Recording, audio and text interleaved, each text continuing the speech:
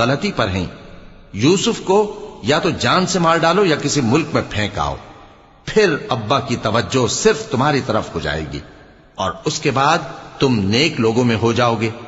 ان میں سے ایک کہنے والے نے کہا کہ یوسف کو جان سے نہ مارو، کسی اندھے کنویں میں ڈال دو کہ کوئی راہگیر اسے نکال کر کسی دوسرے ملک میں لے جائے گا۔ اگر تم کو کرنا ہی ہے تو یوں کرو۔ یہ مشورہ کر کے وہ اپنے والد سے کہنے لگے کہ ابا جان، کیا سبب ہے کہ آپ یوسف کے بارے میں ہمارا اعتبار نہیں کرتے؟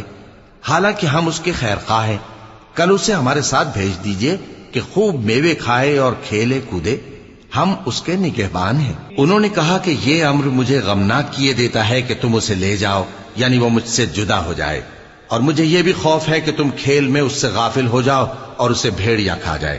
وہ کہنے لگے کہ اگر ہماری موجودگی میں کہ ہم ایک طاقتور جماعت ہیں اسے بھیڑیا کھا گیا تو ہم بڑے نقصان میں پڑ گئے۔